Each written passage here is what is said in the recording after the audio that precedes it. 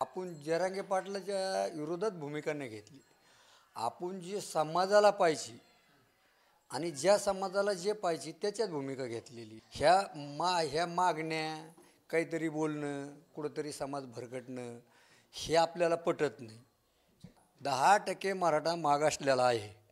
10% मराठ्याला मागासलेला नक्की मिळावं. दुसऱ्याच्या लेकराच्या मुंडक्यावर पाय देऊन स्वतःच्या लेकराला दूध पाजू नका. तुम्ही समजा आपण जर बकेटभर पाणी बसतं, बकेटीमध्ये बकेटची मर्यादा 10 लिटरची, 5 लिटरची, 2 लिटरची ती मर्यादा असते. त्या मर्यादेच्या व्यतिरिक्त जर टाकीत राहिलो तर ते पाणी खाली जातं. मोठा माणूस जर असला तर तो जर त्याच्या मुलाला जागा निघली, MPCच्या जागा निघल्या तर उद्या तो समजा 10 लाख द्यायचे असले तर त्याच्या घरामध्ये पडलेले असतात. OBC आक्रम व्हायला 18 पगड जाते आणि सर्व जात एक एक एक एक गोळा होण्याकरता त्याला वेळच लागतो. तुम्हाला सांगतो, एका महिला जर 4 जन्मलेले असले तर ते 4 ठिकाणी असतात. तशी गोष्ट हे समजा इतका मोठा समाज आहे, 18 पगड जात गोळा व्हायला वेळच लागतो. ते त्यांच्या पद्धतीने त्यांनी मागणी केली, यायच्या पद्धतीची यायची मागणी होती ती आपली ती चालू होती. आणि असं कोणता म्हणला OBCचा कोणता जरी आंदोलक बसलेला असला किंवा उपोषणवाला असला असं काही म्हणला का की बुवा नाही त्याच्या मागणीला मान्य नका करून आमच्या मागणीला मान्य करा, ह्या गोष्टी नाही आहेत. फक्त मागणी आमची कोणती आहे की त्याला त्याचं सेपरेट द्या आणि OBCला सेपरेट राहू द्या. ह्या समाजाला, ह्या प्रस्थापित लोकांनाच जर त्याच्यात मिसळलेलं सरसगट तर तुम्हासारख्या म्हणजे सामान्य जनतेच्या वाट्याला काय येईल याचा विचार करणं गरजेचं. इथून मागं काढलेल्या नोंदी आहेत या बोगस नोंदी आहेत. तर सरकारला कसं झालं, सरकारला तर त्या सकारात्मक व्हावंच लागेल. कारण कसं आहे, जर रस्त्याला बोराटीची काठी आली का तर ती झोडण्याकरता, बाजूला काढण्याकरता तर ते सकारात्मक व्हावंच लागत असतं. सगळ्याच जनतेची, सगळ्याच समाजाची सरकारला गरज आहे. असं काही नाही एकाच समाजावर काही सरकार स्थापन होणार आहे काही दुर्मोरबी. तर त्या ज्यावेळेस OBCतून मागणी सुरू झाली का त्यावेळेस काय झालेलं आहे तुम्हाला सांगतो, प्युअर अगदी घट्ट दुधात मीठ टाकलेलं झालेलं आहे. म्हणजे 22 लिटर दूध असलं आणि एक खडा जर मिठाचा पाडला तर 22 लिटरचा नास. तसा हे काय झालेलं आहे की ह्या माणसानी आख्या दुधामध्ये मीठ टाकलेलं आहे. तुम्ही विचार करा, बापू आंधळे सरपंच होता का नाही? सरपंच होता. मग त्याची हत्या झाली की नाही? ती कोणी केली त्याची जात नसती, आरोपीला आणि मारणाऱ्याला जात नसती. पण तो तरी एक हत्या झालेली होती. मग त्यावेळेस समजा का आंदोलन नाही केले याने, त्यावेळेस का उपोषण केले नाही, त्यावेळेस जागजागी मी वाल्मी कराड असो किंवा कोणी अनेक असो, माझा म्हणजे एक सरळ भावनेने बोलणारा माणूस आहे मी. कोणता आरोपी असू द्या, जो आरोपी असेल त्याला नक्कीच सजा व्हावा. नाही अडचणीत तर धनंजय मुंडेला त्यांनी आणलंच मुद्दामच समजा, त्याचा विशेष नाही. त्यांनी जातीचा तेट निर्माण करून शेवट. आता मला सांगा, जर धनंजय खराचंच जातीवादी असता तर मला एक सांगा, 1,40,000 का 44,000 मतांनी निवडून आला, म्हणजे महाराष्ट्रात नंबर 1ला निवडून आला. मग 1,44,000 मतदान कोणाचं OBCचंच होतं का हो? मराठा नव्हतं त्याच्यात. शेवट मराठ्यांनी मतदान केलं की नाही त्याला. मग आज तुम्हाला ते खपाना, कोणतं खपाना की जो आपल्याला पाडायचा होता तो पाडला नाही पण महाराष्ट्रात नंबर 1ला आला. म्हणून तुम्ही हे. माझ्यासोबत बटुळे मामा आहेत. मनोज जरांगे पाटील यांचा उपोषणाचा 6वा दिवस होता. मात्र 4 मागण्या ज्या आहेत त्या 4 मागण्यावर सरकारनं सकारात्मकता दर्शवली आहे. आणि यानंतर माझ्यासोबत बोलण्यासाठी बटुळे मामा आहेत. मामा, आज जरांगे पाटील आणि तुमच्यामध्ये जे आहे ते बऱ्याच वेळेस तुम्ही त्यांच्या विरोधामध्ये प्रतिक्रिया दिल्या, त्यांची भूमिका जी आहे ते, मागणी जी आहे ती सरकारकडे मांडली. मात्र आज 4 मागण्या ज्या आहेत ते त्याच्यावर सकारात्मकता दर्शवली, कसं पाहताय? नाही आता तुम्ही बोलता काय म्हणले की बुवा तुम्ही बऱ्याच वेळेस जरांगे पाटलाच्या विरोधात म्हणजे भूमिका घेतली. आपण जरांगे पाटलाच्या विरोधात भूमिका नाही घेतली. आपण जे समाजाला पाहिजे आणि ज्या समाजाला जे पाहिजे त्याच्यात भूमिका घेतलेली. ह्या मागण्या, काहीतरी बोलणं, कुठंतरी समाज भरकटणं हे आपल्याला पटत नाही. कोणत्या समाजाला काय पाहिजे? नाही पाहिजे म्हणजे याच्यात मेन कारण पहिली गोष्ट कोणती आहे की बुवा 100% जरांगे पाटील जे बोलतोय समजा की बुवा मराठा मागासलेला आहे आम्ही आम्ही बी विचार करतोच ना. 10% मराठा मागासलेला आहे. 10% मराठ्याला मागासलेला नक्की मिळावं. पण तुम्ही सरसगट कुणा याच्यातलं त्याच्यातलं याच्यात तुम्ही दुसऱ्याच्या लेकराच्या मुंडक्यावर पाय देऊन स्वतःच्या लेकराला दूध पाजू नका. तुम्ही तुमचं सेपरेट घ्या. कुठल्या आत्तापर्यंत 16 महिन्यामध्ये कुठल्याच माणसाने की बुवा असे मराठा समाजाच्या विरोधात कोणती भूमिका घेतली की बुवा नाही मराठा समाजाला आरक्षण पाहिजे. नाही तसं जमत तर सरकारने सोपा सल्ला आहे जात नाही का. तुमचं असं म्हणणं आहे की जे गरीब मराठा आहे त्याला सरकारनं आरक्षणामध्ये घ्यायला पाहिजे. मात्र जो चांगला समाज आहे म्हणजे जे श्रीमंत मराठा समाजातले लोक आहेत त्यांना आरक्षणाची गरज नाही. आणि ते जर मध्ये आलं तर ओबीसी मधील जे काही आरक्षणामधले लोक आहेत त्यांच्या मुंडकीवर पाय दिला जाऊ शकतो 100%. कारण कसं होतं एका समजा आपण जर बकेटभर पाणी बसतं बकेटीमध्ये बकेटची मर्यादा 10 लिटरची 5 लिटरची 2 लिटरची ती मर्यादा असती. त्या मर्यादेच्या व्यतिरिक्त जर टाकीत राहिलो तर ते पाणी खाली जातं. तशी गोष्ट विषय असा आहे की बुवा स्वतंत्रतेला जर दिलं आणि ते 10% त्याच्यात छाननी व्हायला पाहिजे. आता मला तुम्ही सांगा मोठा माणूस गरिबापर्यंत कधीच येऊन देऊ शकत नाही कुठला असू द्या. जात याच्यावर म्हणजे जातीवर बोलत नाही मी कोणत्या समाजातला असू द्या. मोठा माणूस जर असला तर तो जर त्याच्या मुलाला जागा निघली MPC जागा निघल्या तर उद्या तो समजा 10 लाख द्यायचे असले तर त्याच्या घरामध्ये पडलेले असतात खिशामध्ये असतात बँकेमध्ये असतात. आता तुम्ही माझ्यासारख्या सामान्य शेतकरी 1 एकर 1.5 एकर 2 एकरवाला शेतकरी आहे. ह्या सामान्य शेतकऱ्याला 10 लाख गोळा करूच तर त्याच्या पोराला ते हे होऊच तर त्याचं तुम्हाला सांगतो वेळ निघून जाते जागा भरायचा टाईम निघून जातो तोपर्यंत मोठा जातो कपकीन 10 लाख तिथे 15 भरून मोकळा होतो. मी थोडंसं बॅकग्राऊंडला येतो. मनोज जरांगे पाटील यांनी पहिल्यांदा स्वतंत्र आरक्षण द्या ही मागणी केली. त्याच्यानंतर याच परिसरामध्ये एक मेळावा पार पडला. त्या मेळाव्याच्या नंतर मला वाटतं ओबीसी मधून आरक्षणाची मागणी केली. मात्र त्या दरम्यान ओबीसी समाजातले जे काही नेते मंडळी आहेत त्या दरम्यान लवकर पुढे आले नाहीत. नाही कसं होतं ओबीसी आक्रम व्हायला 18 पगड जाते आणि सर्व जात एक गोळा होण्याकरता त्याला वेळच लागतो. तुम्हाला सांगतो एका महिला जर 4 जन्मलेले असले तर ते 4 ठिकाणी असतात. तशी गोष्ट हे समजा इतका मोठा समाज आहे 18 पगड जात गोळा व्हायला वेळच लागतो आणि ते वेळ लागणे तर त्यांनी ते आपल्या त्याच्या भूमिका बदलीत चाललेली आहेत. पण ज्यावेळेस आक्रमक झाली त्यावेळेस त्याच्या पद्धतीने ते त्यांच्या पद्धतीने त्यांनी मागणी केली. यायच्या पद्धतीची यायची मागणी होती ती आपली ती चालू होती. आणि असं कोणता म्हणला ओबीसीचा कोणता जरी आंदोलक बसलेला असला किंवा उपोषणवाला असला असं काही म्हणला का की नाही त्याच्या मागणीला मान्य नका करून आमच्या मागणीला मान्य करा. ह्या गोष्टी नाही आहेत. फक्त मागणी आमची कोणती आहे की त्याला त्याचं सेपरेट द्या आणि ओबीसीला सेपरेट राहू द्या. त्याला आरक्षण मराठा समाजाला आरक्षण द्यायलाच पाहिजे. गरीब मराठा आहे. आता तुम्ही मला सांगा ते म्हणते गरीब जब मनोज पाटील म्हणते गरीब मी मान्य करतो गरीब झालेलेच आहेत. 10% लोकांच्या परिस्थिती अनुषी काही अडचणी अनुषी झालेले आहेत त्याच्याबद्दल मी मान्य करतो. पण मला सांगा 90% लोक याच्यात प्रस्थापित आहेत ना. बँक सोसायट्या हे सूतगिरणी सहकार कारखाने म्हणजे ह्या पतपिढ्या कोणाच्या आहेत आज हिशोब करा. तुम्ही पत्रकार आहेत तुम्हीच विचार करा आणि मग मला प्रश्न विचारा की कोणाचे आहेत किती टक्के कोणाचे आहेत. मग जर ह्या समाजाला ह्या प्रस्थापित लोकांनाच जर त्याच्यात मिसळलेलं सरसगट तर तुम्हासारख्या म्हणजे सामान्य जनतेच्या वाट्याला काय येईल याचा विचार करणं गरजेचं आहे. याच्यामध्ये ओबीसी मधूनच आम्हाला आरक्षण द्या ही मागणी आहे ती प्रामुख्यानं आहे.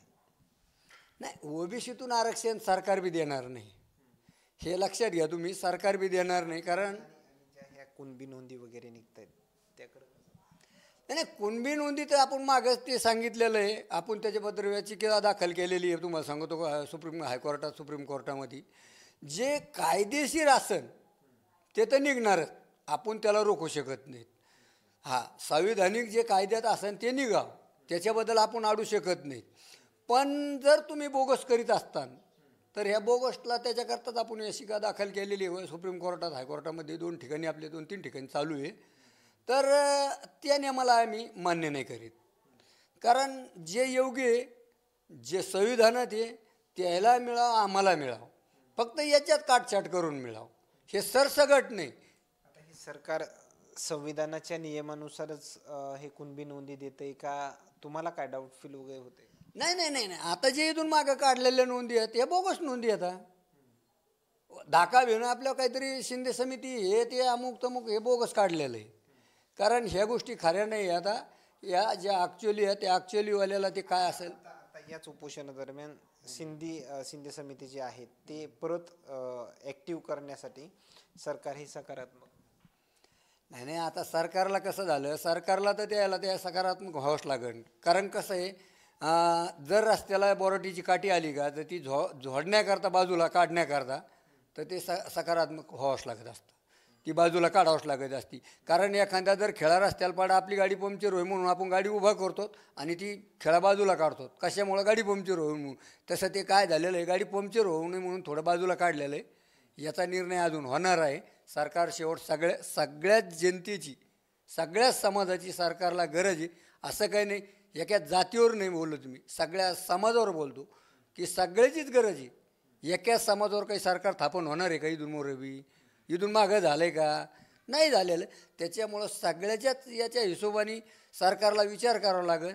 त्याचं त्याला सेपरेट देते आणि आपल्याला काहीतरी करते. आणि ही मागणी ओबीसी मधून जी मागणी ज्यावेळेस लावून धरली त्यावेळेस इथली परिस्थिती काय निर्माण झाली? सध्याची परिस्थिती कशी या परिसरामध्ये? नाही नाही, परिस्थिती तर ज्यावेळेस ओबीसीतून मागणी सुरू झाली का त्यावेळेस काय झालेलं आहे तुम्हाला सांगतो, प्युअर अगदी घट्ट दुधात मीठ टाकलेलं झालेलं आहे. म्हणजे 22 लिटर दूध असलं आणि एक खडा जर मिठाचा पाडला तर 22 लिटरचा नास.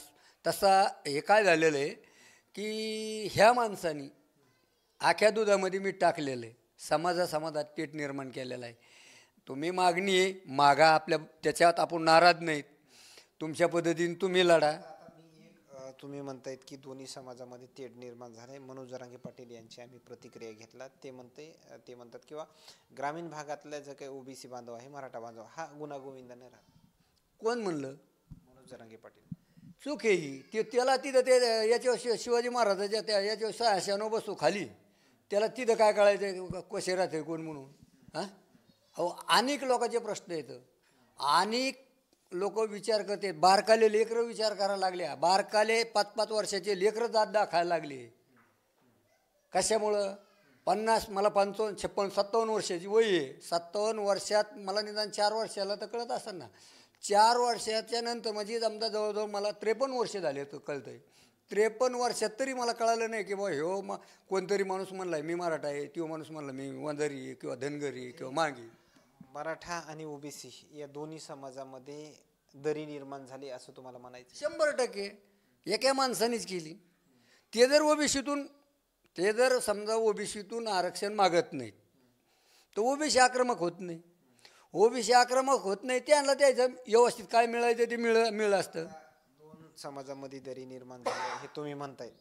मात्र जे काय ओबीसीचे नेते आहेत त्यांना टार्गेट केलं जातंय. जे संतोष देशमुख यांच्या हत्या प्रकरणावरून मोर्चे वगैरे निघाल्या, असा सूर जो आहे तो ओबीसी बांधवांकडून आपल्याला पाहायला मिळाला. नाही, हे काय आहे तुम्हाला सांगतो, हे राजकारणाचे खेळ आहेत. हे काय आहे, आपलं काय करायचं? राजकीय नेते मंडळींना टार्गेट केलं जाते का? पहिल्यांदा छगन भुजबळ असतील, आता मंत्री धनंजय मुंडे असतील, असं वाटतंय का तुम्हाला टार्गेट वगैरे? राजकीयच असतं. याच्यामध्ये काय झालेलं आहे, स्वतःची पोळी भाजी न करता दुसऱ्याचे लाकडं जाळणं चालू आहे. दुसरं काही नाही आहे. मी कसा मोरं येईन, माझं कसं भलं होईन, माझ्याकडं समाज कसा बघन, आणि हे मग आपण असं बोललं मग असं काहीतरी होईन म्हणून समाज हे राजकीय हे आहेत. मला एक सांगा, आज समजा संतोष देशमुख समजा हत्याकांड झालं, काय झालं ते समजा, तो एक विषय मोठ्या प्रमाणामध्ये गाजला. बीडमध्ये आहेत ते 2 सरपंचांची हत्या झाली. एक परळीमधले बापू आंधळेंची हत्या झाली आणि त्याच्यानंतर संतोष देशमुखांची हत्या झाली. मात्र बापू आंधळेंचं प्रकरण थोड्याफार कार्यकाळ चाललं. मात्र हे आहे तो प्रचंड मोर्चे, जिल्ह्याबाहेर मोर्चे, असं स्वरूप जे आहे ते पाहायला मिळालं. बापू आंधळेंची ज्यावेळेस हत्या झाली परळीमध्येच जो आहे तो वेगवेगळं स्वरूप आलेलं पाहायला मिळालं, मात्र याचे जिल्हा नाही तर महाराष्ट्रभर पडसाद उमटले का? याचं मग मला तेच विचार आहे हे करायचं की बा तुम्ही विचार करा, बापू आंधळे सरपंच होता का नाही? सरपंच होता. मग त्याची हत्या झाली की नाही? ती कोणी केली त्याची जात नसती, आरोपीला आणि मारणाऱ्याला जात नसती. हां, पण तो तरी एक हत्या झालेली होती. मग त्यावेळेस समजा का आंदोलन नाही केले याने, त्यावेळेस का उपोषण केले नाही, त्यावेळेस जागजागी मोर्चे का काढले नाही? हां, म्हणजे ही कुठंतरी जात बिथरायची. मग त्यावेळेस समजा कोणाच्या विरोधात असू द्या, कोणाला तरी समजा मोर्चे काढता नसते आले का? पण ते कसं असतं, कुठंतरी काहीतरी निमित्ताने त्याचा फायदा आपण घ्यायचा. ह्या गोष्टी खऱ्या नसत्यात. आरोपीत अटक झाले, वाल्मिक कराड यांच्यावर खंडणीचा गुन्हा दाखल झाला, मात्र आता त्यांना देखील मकोका लागलाय. म्हणजे 302 गुन्ह्यामध्ये ते देखील त्यांचं नाव आता घेतलं गेले. नाही, मला काय म्हणायचं, मी वाल्मिक कराड असो किंवा कोणी अनेक असो, माझा म्हणजे एक सरळ भावनेने बोलणारा माणूस आहे मी. मला माझं आणि जगाचं काही कळत नाही. मला सगळं माझंच आहे आणि सगळं जगाचंच आहे, हे स्वभाव आहे माझा. कारण मी समाज ह्यो हे त्यो हे कधीच आयुष्यात बोललेलो नाही. हां, कारण कसं असतं, त्याचं कोणता आरोपी असू द्या, जो आरोपी असेल त्याला नक्कीच सजा व्हावा. आज संतोष देशमुख असन किंवा उद्या दुसऱ्या टाईम असन, असं कधी म्हणू नये की बा त्याच्या टाईम आला मग आपल्याला काय गरज पडली, असं काही नाही. जर माणूस कुत्र्याला मारीत असलं तर काय करतं, समोरचा माणूस आहे अरे ते मरण म्हणतं, हे शब्द म्हणतं, तसा तो तरी माणूसच आहे. दुसरा उद्या जर याच्यातून जर समजा तो सुटला तर उद्या दुसऱ्याला एक अर्धी गोष्ट घडणच ना. त्याच्यामुळं जो आरोपी आहे कोणी असू दे, त्या आरोपीला जी कायदा सुविधा आहे, कायद्याच्या सुविधांनी त्याची फाशीची शिक्षा आहे का त्याला जन्मठेप आहे, हे मी सांगू शकत नाही. कायद्यापेक्षा मी काही पंडित नाही. कायदा देणारा असतो, तुम्ही आम्ही कोणी देणारे नसतो. आणि तुम्ही आम्ही म्हणत नाही येऊ करू ती करू, त्याला तुम्ही आणि आम्ही ह्यो कायदा काढलाय, त्याला कळलेला नाही कसा काढलाय ते. खरं तर मी असा प्रश्न उपस्थित केला होता की खंडणीचा गुन्हा कराड यांच्यावर दाखल झाला आणि त्याच्यानंतर ते मकोका लागला त्यांना. मग जातीय द्वेष किंवा धनंजय मुंडे यांना अडचणीत आणण्यासाठी हे सगळं प्रकार वगैरे चालू आहे असं तुम्हाला वाटतं? नाही, अडचणीत तर धनंजय मुंडेला त्यांनी आणलंच मुद्दमच समजा, त्याचा विशेष नाही. त्यांनी जातीचा तेट निर्माण करून शेवट. आता मला सांगा, जर धनंजय खराचच जातीवादी असता तर मला एक सांगा, 1,40,000 का 44,000 मतांनी निवडून आला, म्हणजे महाराष्ट्रात नंबर 1ला निवडून आला. मग 1,44,000 मतदान कोणाचं ओबीसीचंच होतं का हो? मराठा नव्हतं त्याच्यात. शेवट मराठ्यांनी मतदान केलं की नाही त्याला. मग आज तुम्हाला ते खपाना, कोणतं खपाना की जो आपल्याला पाडायचा होता तो पडला नाही, पण महाराष्ट्रात नंबर 1ला आला. म्हणून तुम्ही हे पॉईंट रेचिलेला आहे त्याच्यावर मेन पॉईंट ह्यो घेतलेला आहे का तो पाडायचा होता तो पडला नाही. म्हणून मग आता हे काहीतरी कारण असतो, हे काय करायचं आहे, छोटी आका काढा आणि छोटी आका काढली म्हणजे मोठी आका ध्यानात येईल. अरे आका तुम्ही आका संगत होते ना.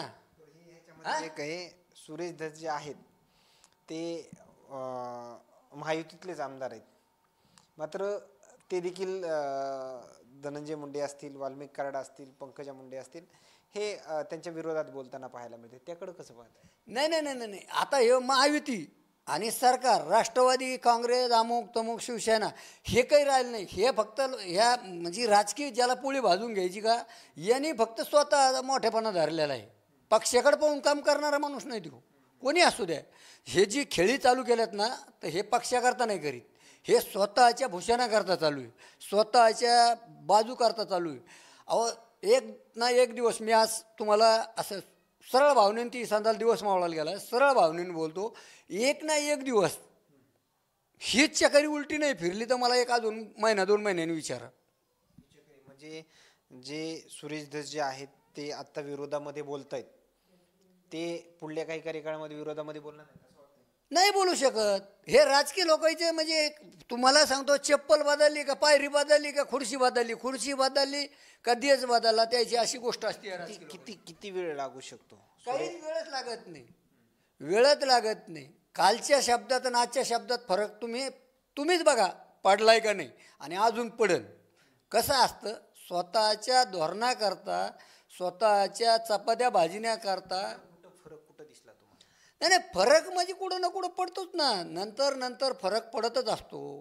हे राजकीय लोक स्वतःच्या काही जे स्वतः म्हणजे मोठ्यापणा. तुम्हाला वाटतंय का किंवा देवेंद्र फडणवीस जे आहेत ते मुख्यमंत्री आहेत, मग त्यांच्याच सरकारच्या या 4 मागण्या ज्या आहेत ते 4 मागण्यावर सकारात्मकता दर्शवली, जरांगे पाटलांनी उपोषण माघार घेतलं, याच्यावरून तुम्हाला वाटते फरक? नाही नाही नाही नाही, तसं काही नाही. इतर कोणत्या गोष्टींवर फरक? का जरांगे पाटलांनी जे उपोषण मागं घेतलं, तर याचं कारण कसं असतं की 3-3 बऱ्यात येत, 3-3 बऱ्यात येत, समाज आता प्रतिसाद द्यायना. लक्षात घ्या, समाज आता पहिला इतका प्रतिसाद द्यायना. कारण त्यावेळेस काय होत होतं, राजकारण होतं. त्या राजकारणाच्या पिरियडमध्ये तुम्हाला वाटं मला तिकीट मिळेल, जरांगे पाटला कोण आमदार केला, त्या दुसऱ्याला वाटं मला तिकीट मिळेल आमदार केला, मग तुम्ही स्वतःच्या 2 गाड्या आणि 4 लोक टाकून आणायची. आता सगळे जे काय झालं, जिकडे तिकडेच बिचारे त्या लोकायला धोक्यात आणलं. आता तो मंगेश साबळे एकदम प्रामाणिक पोर आहेत, इतका झाटलेला आहे समाजाकरता, तर त्याच्या इतका माणूस मला तरी वाटतं बाप्पा जरांगे पण झाटलेला नाही.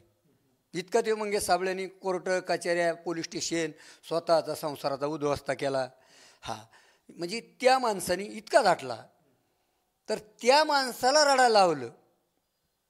मग तुम्ही मला सांगा कशावर म्हणायचं बरं आपण समाजाकरताच कार्य करतो म्हणून? हे समाजाकरता आहे ना, मग तो इतका झाटला आपल्याकरता. डायरेक्ट त्याच्या वेळेस बाब काही असो नसो, मंगेश तू तुझ्या पद्धतीने तू लढ, लोकसभा लढून विधानसभा लढला ना देऊ, आणि विधानसभेला मी आज लिहून देतो विधानसभेला. आता तुम्ही म्हणतायत की मंगेश साबळे हा मराठा समाजाच होता, पूर्णपणे त्यांना काम केलं, मात्र तू रडला, असं तुमचं मत आहे. मग का कोणत्या गोष्टीवरून मनोज जरांगे पाटील यांनी त्यांची साथ दिली नाहीये, किंवा मनोज जरांगे पाटील यांच्या पाठीमागे जे आहे ते राजकीय ताकद वगैरे आहेत का, असं काही वाटतं? अहो ही आजचीच गोष्ट नाही. आता ते काही गोष्टीचं मला नाव घेता येत नाही, काहीचं नाव नको वाटतं. ह्या माणसानी म्हणजे इथून तिथून फसवणूक केलेली आहे लोकांची. याच्या संघ जेवढे लोक होते, आज छावा संघटना, शोभा संघटना, ह्या काढणारे जे लोक होते याच्या संघ, याला प्रतिसाद देणारे, याच्याकडे काही टाटा बिर्ला नव्हता म्हणून लोक यायचे आणि याला हे करायचे, लोक याला सांभाळून घ्यायचे. ह्या संघटना सगळ्या हे करायचे, त्याला सांभाळणारे जेवढे लोक होते तेवढ्या लोकायला त्यांनी आज तुम्हाला सांगतो बाजूला काढलं. का काढलं? की बा हे खरी आहेत ना, याला खरं पहिल्यापासून पटत नाही आहे, ह्यो पक्का लबाडाचा सोबती. त्याच्यामुळं मला सांगा, त्या मंगेश म्हणजे इमानदारीने खरा वागणारा माणूस, गरिबाला सहकार करणारा, तर त्याला सहकार करणं नसतं. सामान्य शेतकऱ्याचा माणूस, सामान्य 2 एकरवाला माणूस लोकसभेला उभा राहिला आणि 1.5-2 लाख मतदान घेतलं त्यांनी. लोकसभेचा विषय घेतला, लोकसभेला पंकजा मुंडे पराभव झाल्या, महाविकास आघाडीला मोठं यश मिळालं, मात्र महायुतीला पराभवाचा सामना स्वीकारावा लागला आणि त्यानंतर विधानसभेमध्ये यश आलं. हे का? काय झालं, वर मुस्लिम समाजाने म्हणजे थोडंसं वर पाहिलं गेलं. कारण थोडंसं एक ठिकाणी सभेमध्ये मोदी साहेबाचं थोडंसं एक वक्तव्य काहीतरी चुकलं होतं, असं एक, मला एवढं काही मी शिकलेलं नसल्यामुळं मला काही ते, तर ते वक्तव्य चुकल्यामुळं काय झालं, आणि थोडा मुस्लिम समाज पहिल्यापासून मोदीवर नाराज आहे. मग आता मुस्लिम समाज नाराज असल्यामुळं ते मुस्लिम समाजाचं मतदान नाही झालं, आणि थोडंफार ह्या काही काळानुशी सामान्य शेतकरी म्हणा किंवा हे म्हणा थोडेफार नाराज होते. त्या दृष्टिकोनातून पुन्हा थोडासा जातीतेट निर्माण झालेला होता. म्हणजे इकून ह्यो आधार तिकून त्यो आधार, ह्या दोन्ही आधारामुळं लोकसभेला थोडंसं प्रबळ मिळालं आणि लोकांना वाटलं याच्यात काहीतरी तथ्य होईन बुवा. पण तेच लोकसभेचं पॅटर्न मोर घ्यायला गेले हे विधानसभेला. आता विधानसभेला तसं नसतं साहेब. विधानसभेला म्हणजे जितका माणूस गावाचा सुज्ञ असतो आणि सुज्ञ माणसाला सरपंच निवडीत येत, तसं विधानसभेला आमदार जर तालुक्याचा निवडायचा असेल तर सुज्ञ पाहूनच जनता निवडीती.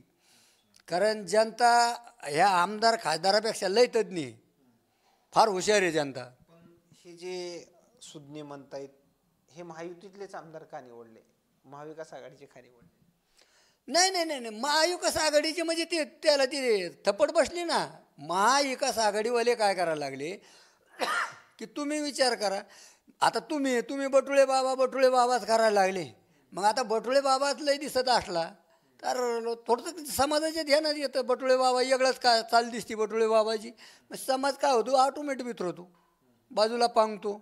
नेहमी करता जेवढी गर्दी असते तेवढी राहत नसती. राजेश टोपेंना का फटका बसला? नाही, राजेश टोपेंचा फटका बसण्याचं कारण कसं झालं तर आता 5-25 वर्षे राहिलेला आमदार होता तो. आणि थोडंसं त्यांनी ह्या 4 वर्षामधून थोडं बाकीच्या इतर समाजावर बी थोडं दुर्लक्ष केलं तर हो. आणि मग दुर्लक्ष केल्याच्या नंतर समाज थोडा विचार करतो आणि त्यांच्या समाज त्याच्यावर जास्त नाराज होता. असं आता तुम्ही म्हणतायत की इतर समाजावर त्यांचं दुर्लक्ष झालं. जे सगळ्या समाजांना सोबत घेऊन चालणारं जे नेतृत्व आहे त्यालाच लोक पसंती देतात असं तुमचं म्हणणं? हो, कोणी असू दे ना, जाऊ द्या. काही एक 80% लोकांचं जे जमतं 20% नसतं जमत. कोणत्या समाजाचं असू द्या त्याचं जमत नसतं.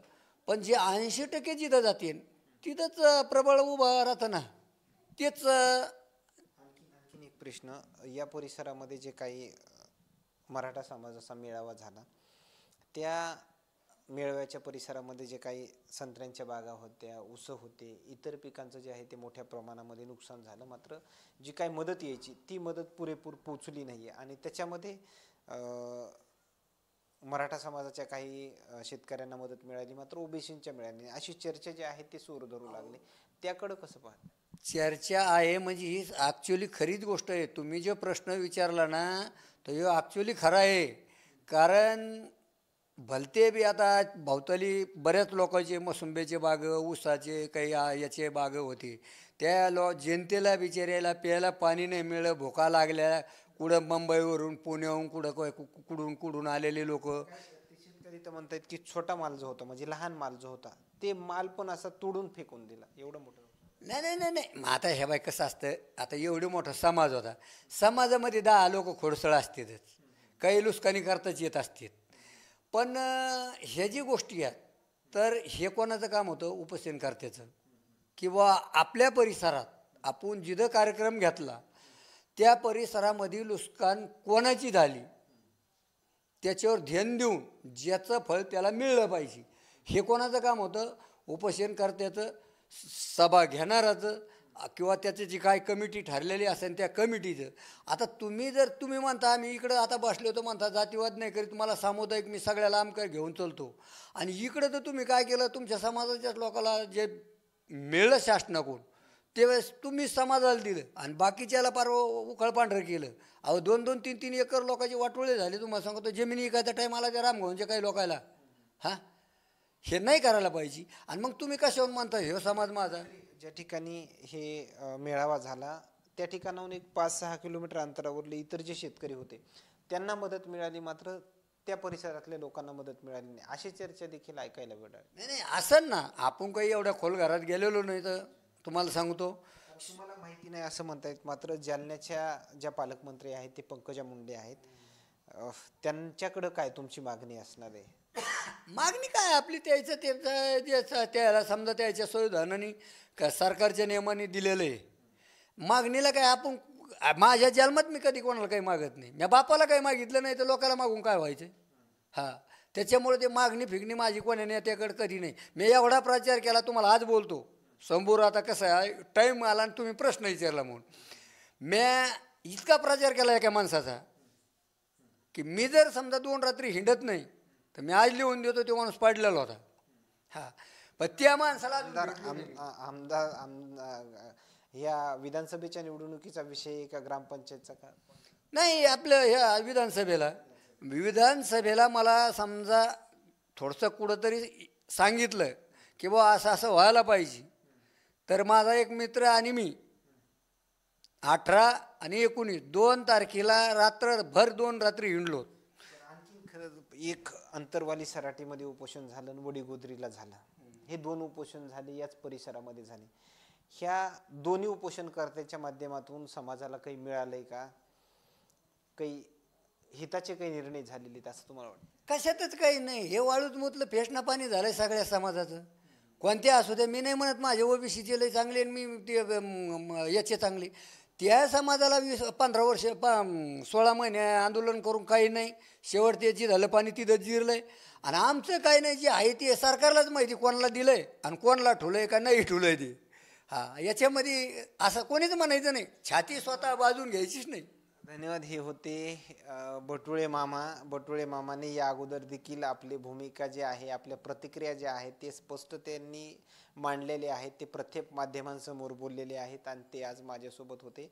मात्र वडीगोद्री या ठिकाणी झालेलं लक्ष्मण हाकेंचं उपोषण, वाघमारे यांचं उपोषण असेल किंवा अंतरवाली सराटीतील मनोज जरांगे पाटील यांचं उपोषण असतं, मात्र त्या उपोषणाच्या माध्यमातून कुणालाच काहीच मिळालं नाही असं बटुळे मामाने या दरम्यान प्रतिक्रिया दिल्या आहेत. मात्र सविस्तर चर्चा ज्या आहेत ते मनोज जरांगे पाटील यांच्या आजच्या 6व्या उपोषणाच्या दिवशी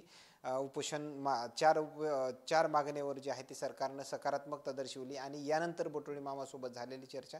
मात्र असेच नवनवीन अपडेट्स आपण त्यांच्याकडून देखील मिळवण्याचं काम करूयात आणि या परिसरातले देखील देण्याचं काम करूयात. कॅमेरामॅन सोबत सूर्य जुंबडी, जालना.